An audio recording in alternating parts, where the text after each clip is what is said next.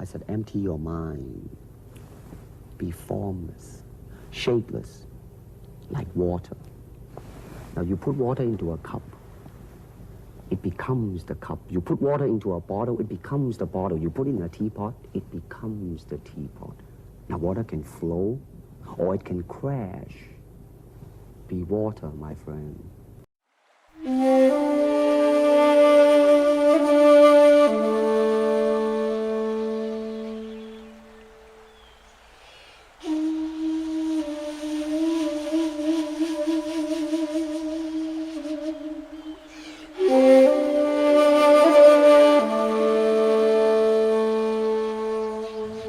Oh, hello there.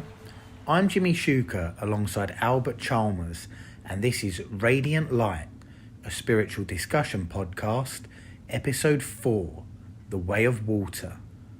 Albert, what's the Way of Water?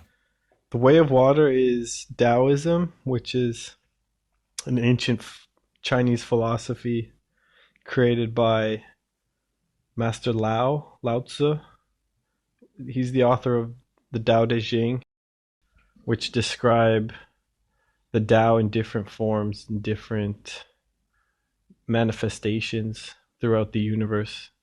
It's basically a text of esoteric mysticism. Wow, when was the Tao Te Ching written? The 6th century BC, I believe. So right around the time of Buddha, Confucius.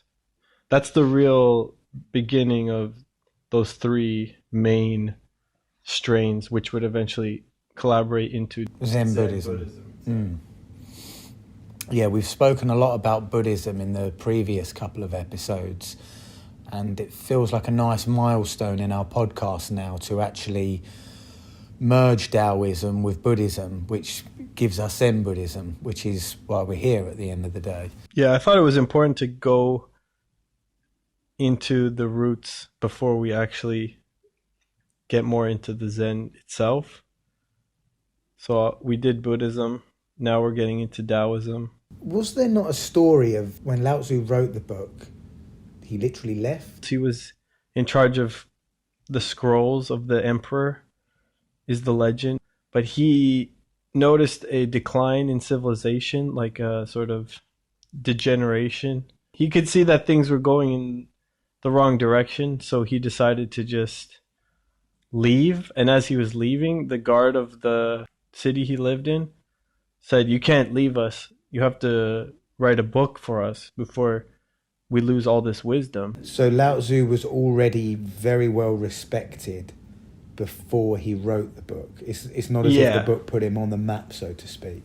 No, that was kind of his last will and testament before he disappeared into the West, never to be seen again. And Taoist legend says that he actually traveled to India to teach the Buddha. He was one of the official teachers of Gautama, the Buddha, which is, of course, just a legend, but it's actually not a guarantee that Lao Tzu was a real person, except for the fact that we have the Tao Te Ching. How could Lao Tzu not be a real person? You can't find anything even close to what you find with Buddha. The Bodhi tree you can find in India, you can find Deer Park, you can find in Nepal the birthplace of Buddha. There's all these monuments and things. Lao Tzu is more of a mysterious, it's almost like he never existed, but he's like a ghost who appeared and then disappeared and left just a book. Wow, so anonymous. And you said, as legend had it, Lao Tzu physically met Buddha. So when we talk about Buddhism mixing with Taoism, are we literally talking about Lao Tzu met Buddha? Well, that's what Taoist tradition holds. Buddhism doesn't talk anything about that. But I think that was kind of a way of the Chinese saying we predated the Indian strain of the Buddhism, because it came back to China later and became Zen or Chan. So it's like them taking one-upmanship on the origins of this true mysticism. But regardless of that, if you notice, the teachings of Lao Tzu in the Tao Te Ching are very similar to the teachings of the Buddha in the sutras. And that's why when they translated the sutras into Chinese, they used the language that Lao Tzu wrote in the Tao Te Ching, because a lot of the terms were almost interchangeable. So the terminology is the same between the two. So Buddhists, or at least Zen Buddhists, refer to Lao Tzu quite frequently, not quite as much as Buddha, but almost to the same regard, I would say. He's actually considered like an equal in both Buddhism, Taoism, as well as in Confucianism and Zen. He's almost unanimously respected by everyone. I've never heard anyone say anything bad about Lao Tzu, actually. It's like the one thing that people just don't mention it if they have something bad to say. They only mention it if they have something complimentary, praise to be given. But the thing about Lao Tzu is he never sought praise. I almost think he left because he was getting to a point where his fame and reputation were too big. Yeah, I remember you telling me something about Taoism, actually, in that it's quite Taoist to, I'm using a metaphor here, but physically leave the room before you get the praise. Yeah, there's a verse in the Tao Te Ching where he says that a master does his work and then leaves. The book, the Tao Te Ching, is written for many purposes, but one of its important purposes is as a manual of guidance for a ruler. And what it tells him is essentially, rule by not ruling. Don't lord it over the people. And so he says the great Tao flows everywhere, both to the left and to the right. It loves and nourishes all things, but does not lord it over them. And when good things are accomplished, it lays no claim to them. And Lao Tzu said the Tao is like water. It always seeks the low level which human beings abhor. Taoism's cool in that there's only two real official sacred scriptures in Taoism. The Tao Te Ching and then the Book of Zhuangzi, which was written in the 3rd century. So a Taoist who had never met Lao Tzu but actually expanded on his philosophies.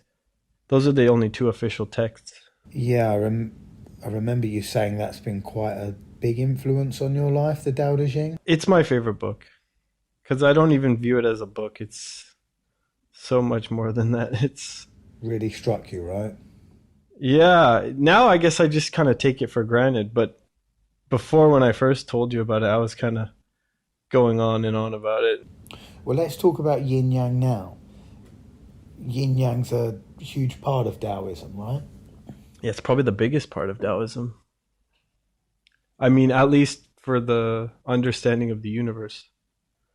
Although yin yang's only mentioned once in the Tao Te Ching.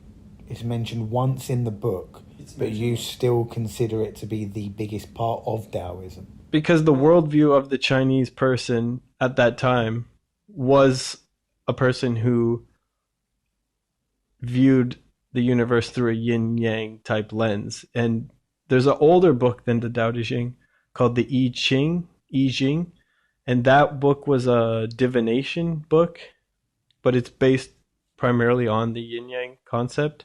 So I think Lao Tzu only mentioned it once because it's so matter-of-fact, it's so part of the culture and the society that it almost goes without saying that yin-yang is what the universe consists of. It's not a dualistic Western type of thought process where there's good and evil, light and dark, and they're like at odds with each other. Well, they need each other in order to exist, right? And I think for a Westerner like myself, that was something I really struggled to come to terms with, because it wasn't ingrained in me from birth that that's how the universe functions. I was told that there was good and evil, and the good would triumph over the evil. It sounds like reading the Tao Te Ching and learning about Taoism has been quite liberating for you. I mean, I've prided myself on calling myself the quote-unquote Confucianist of our friendship. But I must say, just in my day-to-day life, since we've been talking about Taoism, I have kind of caught myself a little bit. you know, just as I'm about to write up the things on my to-do list or whatever, I do kind of catch myself thinking, why do you need to be so structured about this? Like, why can't you just let it be? You know, well, for example, we were going to attempt to record this podcast episode last week, and the kids were having a bit too much fun for our liking, and just we were just never gonna get round to doing that podcast episode, and I got a little bit frustrated over the circumstances, and, you know, long story short, we didn't record the episode. But I could have been so much more Taoist in that moment. Just accepted what was, you know, the natural way of the things, the natural way that things were that weekend were a little bit chaotic, but they were fun. Yeah, chaos is something to embrace if you trust the flow of the universe. The Tao is something that might seem inconvenient, but the next part of this that we should probably touch on is Wu Wei, and that's best translated, as we've talked about, is go with the flow. Yeah, we've talked about this before, haven't we? When you step back and you let things be the way that they will naturally be, rather than control the situation. So say, for example, applied to work circumstances, rather than try to measure every single attribute of what's going on, how long does this take, how many people do we need to make this work, just kind of step back, trust the people to do what they're good at and rely on their natural skills, and results will happen, right? Yeah, the best leader is the one that no one knows exists. Quite frankly, that's the Lao Tzu philosophy. Yeah, I've got a great example of that, actually. I mean, just the other day, I'd committed to do a bit of overtime at work, and the manager of the overtime shift, he'd given me the work, and something had come up. Or I thought something had come up. I had a personal situation at home. I thought I needed to cancel the shift, and I couldn't get anybody to cover for me either. So I dropped him a text message, said, look, I'm really sorry to let you down. Something's come up. I can't make the shift. I've tried to find a suitable replacement, but I can't. I think it's going to be okay because of X, Y, Z. Do you mind if I hop out of it this time? And he literally just didn't text me back. And lo and behold, I thought a little bit harder, resolved the situation, and I didn't even get back to him. I just naturally just showed up to work this morning and did the overtime.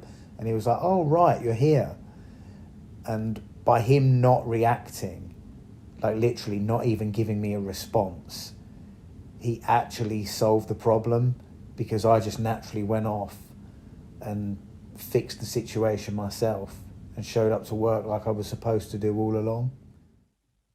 Like, not doing something is sometimes the best option, especially because we're told that we're supposed to always be doing something, and that actually might lead to doing the wrong thing or creating a worse situation. If you naturally just sit and meditate, the world and the universe will fix itself around you so that you can have less friction, less conflict, creating less ripples, creating less negative interactions. You know, because for every positive interaction you have, the yin yang will ensure that you will have a negative interaction in its place the next time. I'm pretty sure in Zen, the goal is not to have positive and negative reactions to things, or have overly positive or negative interactions with people. It's to have a more neutral, non-dualistic approach, so that everything that seems good could be bad. There's an old Zen saying where an old man was teaching his son to ride a horse, and then his son fell off the horse and broke his leg. And everyone in the village said, "How terrible, your son, he broke his leg." And the old man said, "Maybe." And then the next day the army came into the village and started recruiting soldiers to go to war. And they said, "Your son is injured. He's not fit to be a foot soldier." So they left him behind, and everyone said, "Wow, that's amazing. Your son, he doesn't have to go to war. You're so lucky." And he said, "Maybe." And then the story goes on, but you understand that something good and bad, it's all subjective. Yeah, absolutely. I think that was what I was trying to touch on earlier, how I've realised that since we've been talking about Taoism and Zen, you really don't need to put that negative label on something. If something bad happens, quote unquote bad in inverted commas, it might not necessarily be as it seems. It might turn out to be something good. You really don't know the full context given the natural course of time.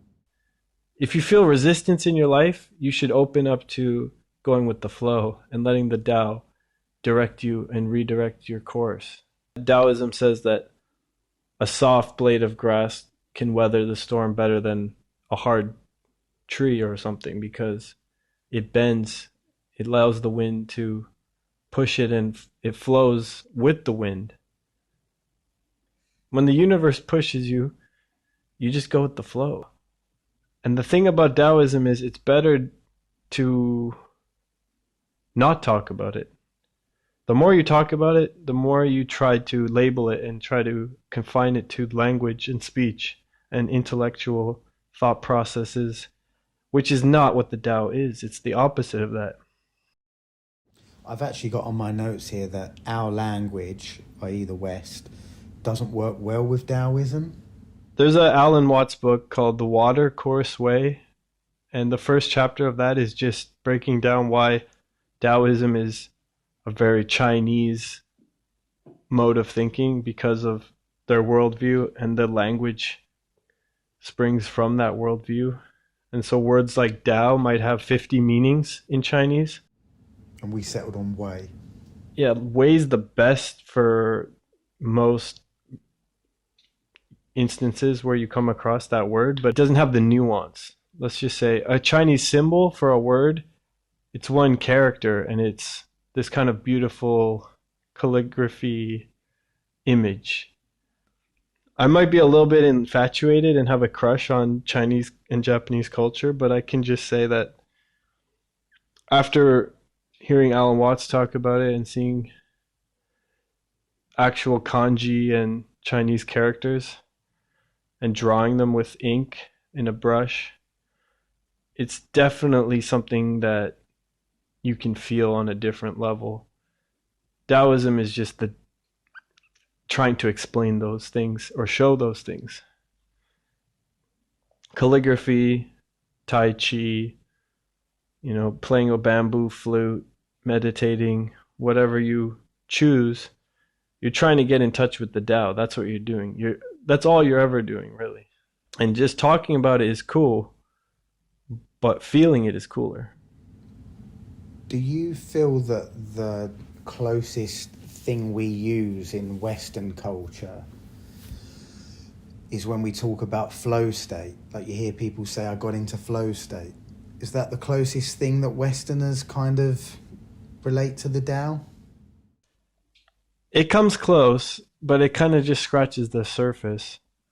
The way I've heard flow state explained, it's when you're being challenged enough, but it's not too difficult, and you find that sweet spot, then you're kind of in the right place at the right time, and you have the skill level to accomplish the task and be in the moment. But it's not too easy where you get bored, but it's not too hard where you give up. And that's the scientific explanation of flow state, because your brain will release certain chemicals, endorphins or adrenaline, or it'll accommodate that moment.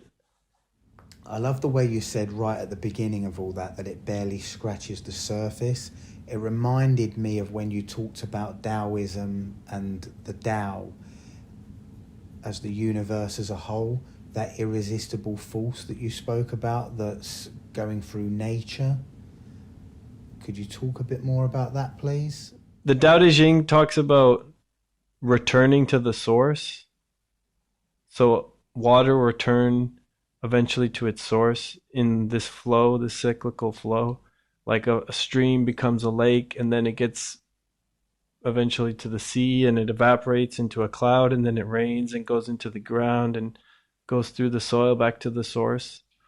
And that returning should be a natural process. And it's a natural process that nobody can control. Yeah, the only way to enter it is to submit to it and to surrender to it. Nothing that you forcefully do will achieve a Tao or a flow state.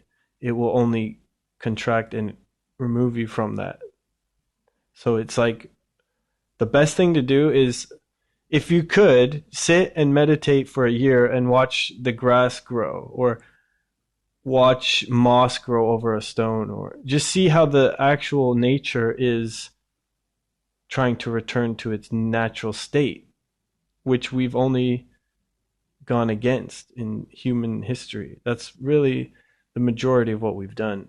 There are beautiful things that we've done. This is why Zen in Japan and those things, I'm infatuated by it, because I feel like they've found a balance between doing things and being constructive and actually doing it in a Taoist kind of way. Like sailing would be a good example of that. You're in a boat which is constructed by a human or humans, but you're using the natural flow of the water and the wind to direct your course. That's a good example of how humans are in touch with the Tao.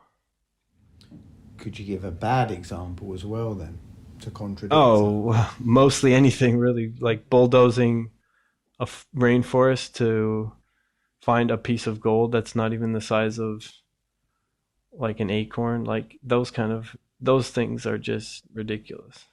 I know we're trying to get back to the Tao in a very sort of secular way, like let's build a bunch of windmills and hopefully the global warming thing won't be too bad and all that. But it's in electric Tesla cars and all this, but it seems like a bit artificial in the same time, you know. Yeah, almost like we've kind of lost touch with the Tao in a way. But I think when Lao Tzu left, he saw that this is where it's headed. He could see almost just like a prophetic vision of the future. Did he give any warnings in the Tao Te Ching? Not anything like the Book of Revelation or anything that extreme, but more just like what not to do. He talked about how a village would hide its arms and just go and live a simple life, and they never really came into contact with the next village because they were content in their daily existence. Kind of like being cocooned.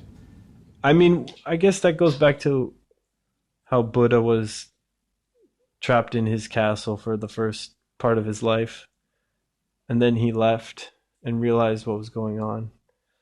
But I also think that the exchange of ideas between India and China is kind of an example of what the Tao isn't. It's almost like to be content with what you have is, it's possible to see the whole universe from inside your room, was what Lao Tzu said. That he knew the whole universe just by being in his room and meditating. So he wasn't somebody who needed to travel west to find something. You see what I mean? He already had it all along. He just happened to go west because that's where the Tao led him at that time. But if people didn't travel and move beyond their villages, we wouldn't have the beauty of, for example, Zen, Taoism merging with Buddhism. Yeah. Right? Was there not a more natural flow of how these concepts merged at this point in time? Like, it wasn't just a case of Buddha met Lao Tzu. People met each other and had an exchange of ideas, right? I think at some point you're searching for something, but then after a certain point you have to realize you have it already. That's the whole thing. It's not to say that searching is wrong. If you're lacking it and you need to find it, but mostly in Zen you find out that you had it all along. It's all within your mind anyway. It's just a state of being that you need, of well-being, which usually doesn't come from getting more and more and more things, accumulating more and more and more. It's more letting go, letting go, letting go. Yeah, and it's something that Buddhism and Taoism seem to have in common, that it's an inward journey rather than an outward journey, right? Yeah, I think you could compare the Tao Te Ching and the Heart Sutra and read them side by side and see that they teach the same thing. It's just slightly different way of presenting it. Did Lao Tzu have a purpose for writing this book? Clearly, Buddhism is there to overcome suffering. That was the whole of Buddha's message that he put across in our first couple of episodes. What was Lao Tzu's purpose? What was his intention? To be honest, I think purpose and intention and goals is kind of anti-Taoist. It might just be my interpretation of it, but it's almost like if you're trying to do something because you want something to come out of it, then you have a bad intention. It's more you should just do it because it's what you would naturally do. Like a cat would just climb a tree to be in that tree. He wouldn't do it because he thinks, I'm going to go up this tree and then I'm going to get a better view of the landscape and then I'm going to see where I want to set up my next camp and da da. The way we think is a very goal-oriented, but I think that's a very human trait. It's a very Western trait as well. Well, that too, right? Like manifest destiny and, you know, that Protestant work ethic and we're gonna master this land. We're gonna build it in our image and we're gonna make it look the way we want it to look. And that's usually not actually very nice, and it actually leads to much harm in a long-term sense. So like you said, having a goal, that might seem great in the front, but in the back end of it, you usually realize the consequences, and it's more negative because the first thing you saw was the positive effect. You didn't realize that it was going to come with a big yang behind it. You know, every yin comes with a big right yang. From my mouth. You didn't see the full yin yang of the picture. Yeah. You're thinking, oh, it's all yin, and then bam, here comes the yang to get you on the back end of it. And that goes with everything, really. Albert, when we've talked about Zen Buddhism previously, you've always said how you need a combination of Buddhism, Taoism, and Confucianism. We've not really talked about how Confucianism comes into play in this picture. Could we touch on that a little bit now? So part of the legend is that Confucius, who was a sage of a different province, came to visit Lao Tzu to ask him about the Tao.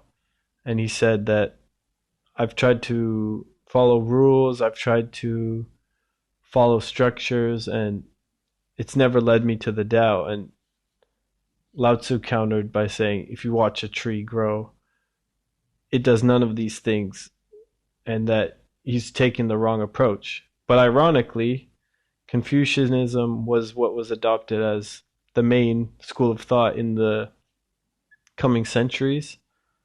And when Zhuangzi wrote his book, he spent a lot of time creating these fictional stories about Confucius meeting Lao Tzu and comparing the two philosophies. But it was Confucianism that set up the landscape for Zen to exist. If Taoism had have taken over, then China would have been very small villages, self-contained, instead of these large, vast empires that eventually came. So I think Confucianism was the structure that holds it together, and Taoism is like the spiritual, the underlying energy. And of course, the next time we meet, we'll be going into Confucianism in much more detail. So until next time, good night, God bless, namaste.